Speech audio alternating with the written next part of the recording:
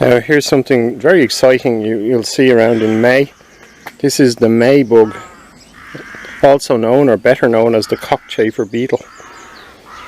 And these beetles fly around at night in May. Sometimes quite well into June as well. Sometimes they can be a little early on hot years, they come out in April. But this one is reverted to the old way of doing things, and it's out in May. And that's because our climate is actually, the temperature has gone down a lot this spring. We have a very cold spring compared to what we've had for a long time. And maybe it's just adjusted it back to the way it used to be. But anyway, here it is, it's a beetle. And these big brown bits here are the wing cases. Oh, they're beautiful. It almost looks like a boat. If you look, kind of like somebody put planks in and formed them into the shape of a boat hull. It actually looks like they've got timber panels. But these are the wing cases, and underneath it has a really big pair of wings which are folded up.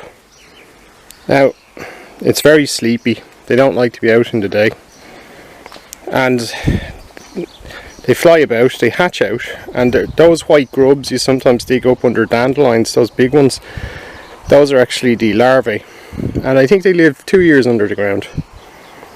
And then they hatch out and they fly about and they look for a mate, and they also feed on pollen, things like that. Now also look at these, this is a male, and the male has these really thick antennae.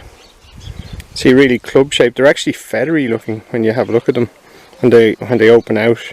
Now this one's so tired it doesn't really feel up to doing anything. I'm just going to put it somewhere because it's a very rainy day, so I'm going to put it somewhere out of the rain. And the eyes are there just behind those antennae. See, they're black. It's almost like a moth with beetle wing cases, and they're very clumsy.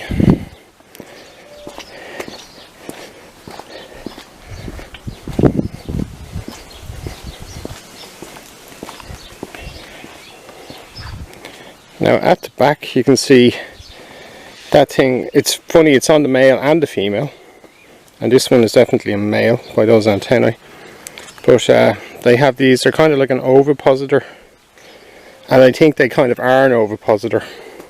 But unlike other species, it's the male and the female both have them. They're just hard. I think they use them, the females use them for just scraping the earth and then laying their eggs into the earth, and the young hatch out and they live very close to the surface but under dandelions and daisies. They are considered a bit of a pest of root crops. They're lovely. It's a big beetle, chunky. It scares a lot of people because they fly around. They're very noisy. Their wings make a lot of noise. I'm just going to find somewhere nice to put this, nice and sheltered, where the rain won't get it. I think I found just a place. There's an old hanging basket here,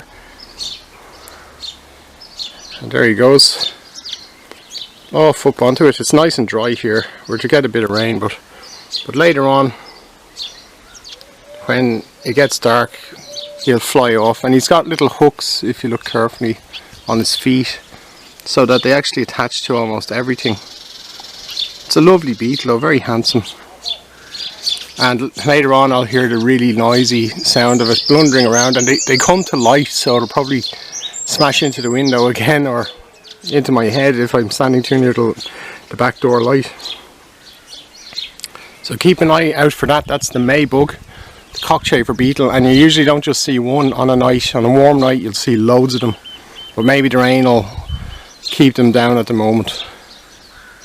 A beautiful creature, very much part of our heritage.